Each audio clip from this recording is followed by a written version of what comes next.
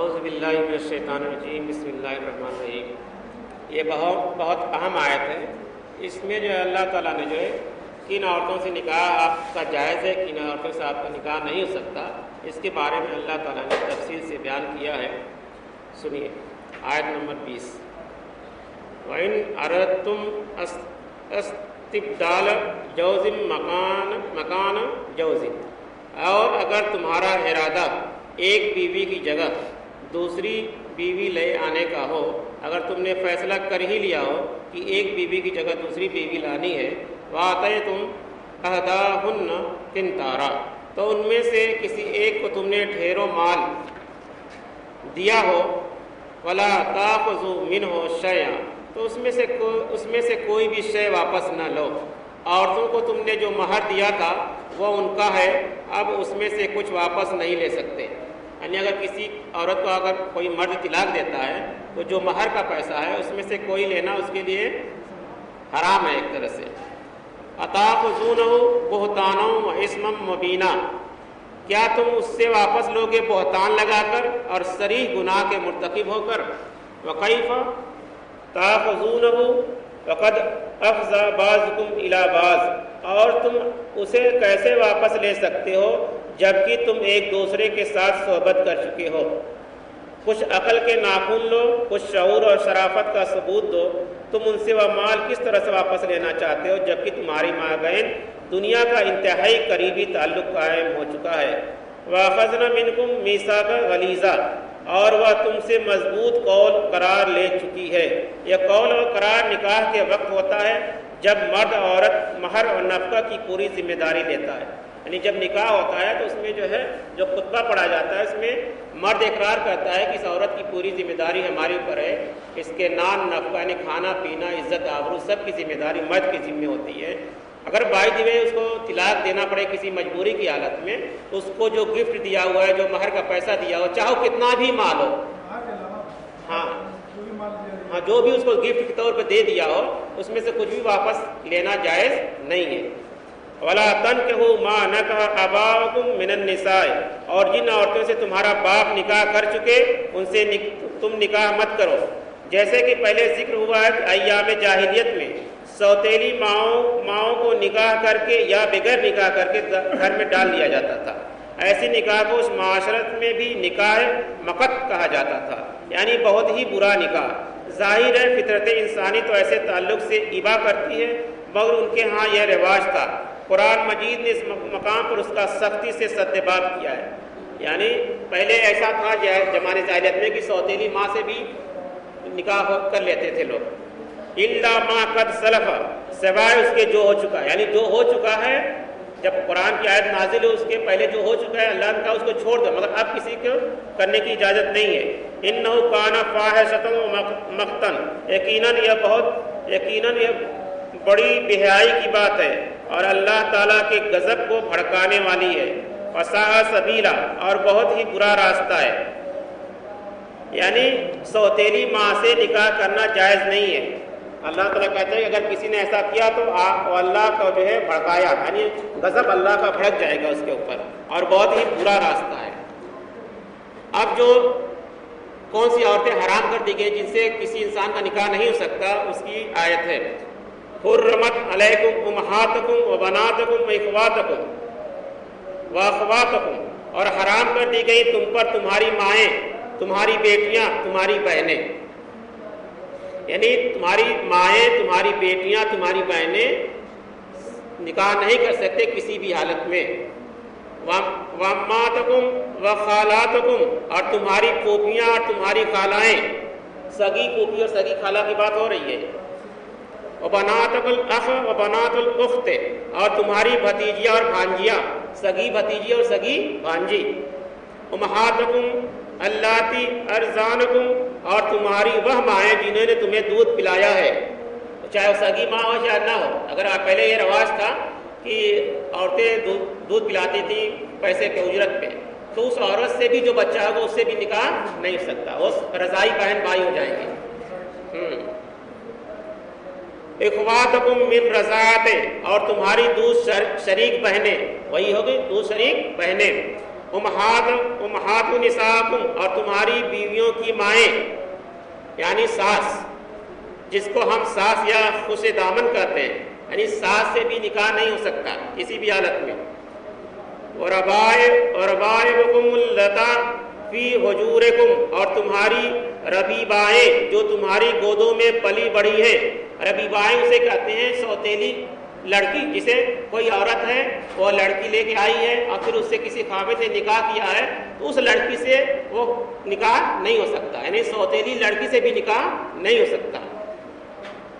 من النسائکم اللتی دخلتم بہن اور تمہاری ان بیویوں سے جن کے ساتھ تم نے مقاربت کی ہو. فإن لم تکونوا دخلتم بہن فلا جناح علیکم اگر تم نے ان بیویوں سے مقاربت نہ کی ہو تو تم پر کچھ گناہ نہیں. ربیبیہ بیوی کے اس لڑکی کو کہا جاتا ہے جو اس کے سابق شوہر سے ہو. اگر موجودہ شوہر اس بیوی سے تعلق زن اور سو قائم ہونے کے بعد اسے طلاق دیتے تو ربیبیہ کو اپنے نکاح میں نہیں لا سکتا.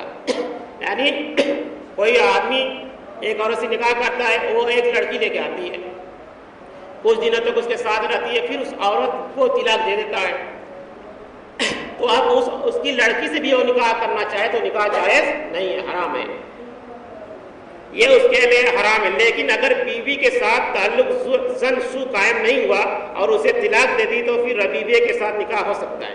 اگر ایسا ہوا کہ نکاح ہوا مگر ہم بستری نہیں ہوئی تو اس لڑکی سے نکاح ہو سکتا ہے. اگر تم نے ان بیویوں کے ساتھ مقاربت نہ کی ہو تو انہیں چھوڑ کر ان کی لڑکیوں سے نکاح کر لینے میں تم پر کوئی گناہ نہیں. وَحَلَائِلُ أَبْنَائِكُمُ الَّذِينَ مِنْ أَصْلَابِكُمْ اور تمہاری ان بیٹیوں کی بیویاں جو تمہارے سلب سے ہوں، جن کو ہم بہویں کہتے ہیں. اپنے سلبی بیٹے کی بیوی سے نکاح حرام ہے، البتہ منہ بولے بیٹی کی متعلقہ بیوی سے نکاح میں کوئی حرج نہیں ہے.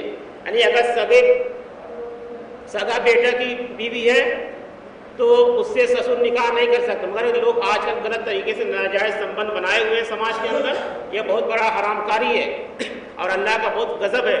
مگر منہ بولے بیٹا، یعنی اسلام میں جو ہوتا ہے جیسے کہتے ہیں نا اڈاپٹیڈ چلڈرن، گود لیا بچہ کوئی تصور نہیں ہے، وہ سگا بیٹا نہیں ہو سکتا.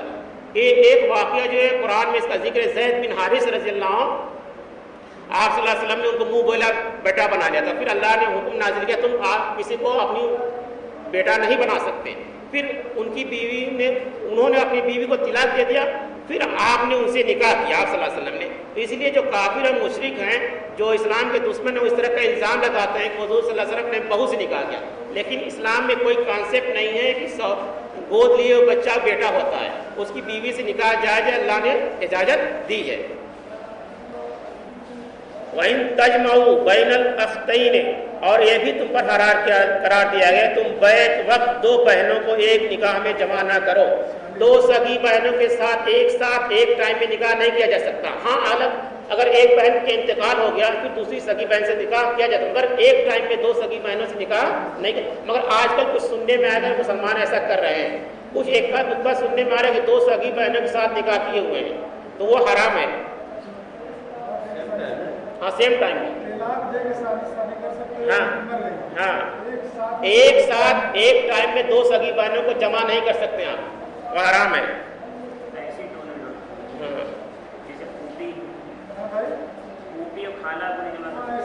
وہ آئے گی آیت ابھی آئے گی. الا ما قد سلف سوائے اس کے جو گزر چکا ہے، جو پہلے ہو گیا سو ہو گیا. آپ بڑے مردے کو تو اکھاڑے نہیں جا سکتے، لیکن آئندہ کے لیے یہ محرمات عقدیہ ہیں. اس میں رسول اللہ صلی اللہ علیہ وسلم نے اضافہ کیا، جس طرح دو بہنوں کو بیع کے وقت میں نکاح میں نہیں رکھ سکتے اسی طرح سے خالہ اور بھانجی کو ایک ساتھ نہیں رکھ سکتے، پھوپھی اور بھتیجی کو بھی بیع کے وقت نکاح میں نہیں رکھ سکتے. یہ محرمات عقدیہ ہیں جن کے ساتھ کسی بھی حال میں کسی وقت شادی نہیں ہو سکتی. اب وہ محرمات بیان ہو رہی جو عارضی ہیں. تو یہ سخت حکم ہے، ان سے نکاح نہیں ہو سکتا کسی بھی حالت میں، جو ابھی بیان کیا گیا ہے. ہاں اور یہ محرم میں ان سے کوئی پردہ نہیں ہے. والمحصنات من النساء اور وہ عورتیں بھی تم پر حرام ہے جو کسی اور کے نکاح میں ہوں. آج کل ایسا ہوتا ہے نا کہ کوئی عورت نکاح میں ہے، کسی مرد کے نکاح میں، اس پہ دوسرا مرد چکر ڈالے ہوئے ہیں زبردستی، تو اس کو رکھیل بنانا چاہیے، غلط ہے، وہ بھی حرام ہے. چونکہ وہ کسی اور کے نکاح میں ہے اس لیے آپ پر حرام ہے۔ ایک عورت اگر اس کا شوہر طلاق دے دے تو آپ اس سے نکاح کر سکتے ہیں، چنانچہ حرمت ابدی نوعیت کی نہیں ہے۔ محسنات ان عورتوں کو کہا جاتا ہے جو کسی کی قید نکاح میں ہو، اور وہ عورتیں جو ایک خاندان کے قلعے کے اندر محفوظ ہوں، شوہر والیاں ہیں۔ نیز یہ لفظ لوڈیوں کے مقابلے میں آزاد خاندانی شریف زادیوں کے لیے بھی استعمال ہوتا ہے، یعنی وہ عورتیں جو محسنات عورتیں انہیں کہتے ہیں جو کسی شوہر کے نکاح میں ہوں اور گھر کے چار دیواری کے اندر، انہیں محسنات کہا جاتا ہے۔ الا ما ملکت ایمانکم، سوائے اس کے کہ جو تمہارے ملک یمین میں بن جائیں، یعنی جنگ کے نتیجے میں تمہارے یہاں کنیز بن کر آ جائیں۔ یہ عورتیں اگرچہ مشرکوں کی بیویاں ہیں لیکن وہ لوڈیوں کی حیثیت سے آپ کے لیے جائز ہیں۔ یعنی پہلے ایسا ہوتا تھا جنگ ہوتی تھی تو دشمن فوج سے کچھ عورتیں بھی جنگی حالات میں پکڑی جاتی تھی تو انہیں لونڈی کہا جاتا تھا، تو ان کو آپ رکھ سکتے تھے، اس اجازت ہے۔ اور جب بھی جنگ ہوگی، اس طرح کے حالات پیدا ہوں گے، وہ آج بھی اجازت ہے، مگر جنگی حالات میں جب عورتیں پکڑی جائیں گی تو ان کو لونڈی کہا جاتا تھا۔ وہ تا قیامت تک کے لیے قانون ہے، ابھی منسوخ نہیں ہوا ہے۔ الا ما ملکت ایمانکم، سوائے اس کے جو تمہارے ملک یمین میں بن جائیں۔ کتاب اللہ علیکم، اور یہ تم پر اللہ کا لکھا ہوا فریضہ، یہ سب کیا ہے؟ فرض باتیں ہیں۔ اس میں اگر آپ نے اس کا انکار کیا تو کفر کیا۔ یہ اللہ کا قانون ہے جس کی پابندی تم پر لازم کر دی گئی ہے۔ وحل لکم ما وراء ذالکم، اور ان کے سوا جو عورتیں تمہارے لیے حلال ہیں۔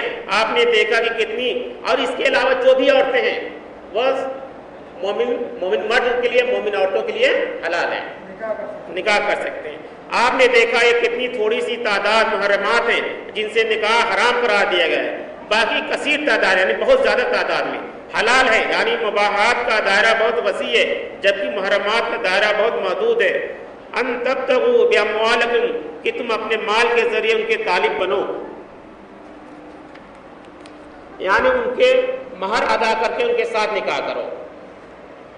اموالکم محسنین غیر مصافحین، بشرطے کہ حصار نکاح میں ان کو محفوظ کرو، نہ کہ آزاد صحبت رانی کرنے لگو، یعنی نیت گھر بسانے کی ہو، صرف مستی نکالنے کی نہیں ہو، اس کو محض ایک کھیل اور مسئلہ نہ بنا لو۔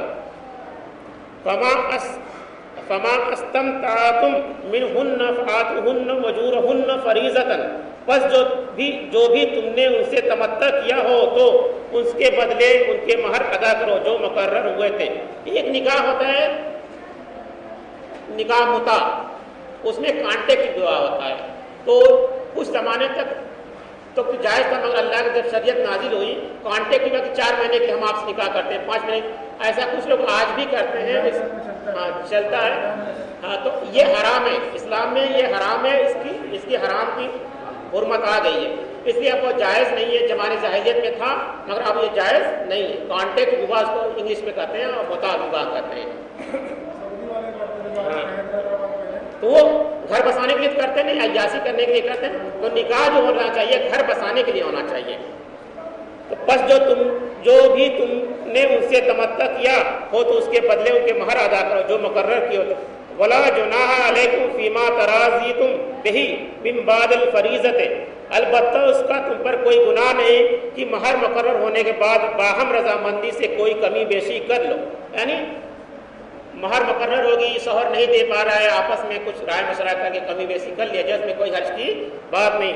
ان اللہ کان علیما حکیما، یقیناً اللہ تعالیٰ علیم ہے اور حکیم ہے، یعنی سب بات بتانے کے بعد اللہ تعالیٰ نے بتا دیا کہ اللہ تعالیٰ علیم ہے اور حکیم ہے، سب کچھ جاننے والا، اس کے علم میں کہ اس کی نیت کیا ہے، اور ہاں کر سکتے، ہاں تو اللہ تعالیٰ کی آیت ہے اور اللہ تعالیٰ باخبر ہے اور سب کچھ جاننے والا ہے، اس لیے یہ باتیں ہم لوگ کو جاننی چاہیے، اپنے معاشرے میں، اپنے گھر میں، اپنے خاندان میں، اپنے محلے میں یہ قرآن کی آیت لوگوں تک پہنچانی چاہیے، یہی ہمارا فریضہ ہے۔ اللہ تعالیٰ سے دعا ہے کہ ہم لوگوں کو اس آیت پر عمل کرنے کی توفیق عطا فرمائے، آمین ثم آمین۔ سبحان اللہ بحمدہ، سبحانک اللہم وبحمدک، نشہد ان لا الہ الا اللہ، نستغفرک ونتوب الیک۔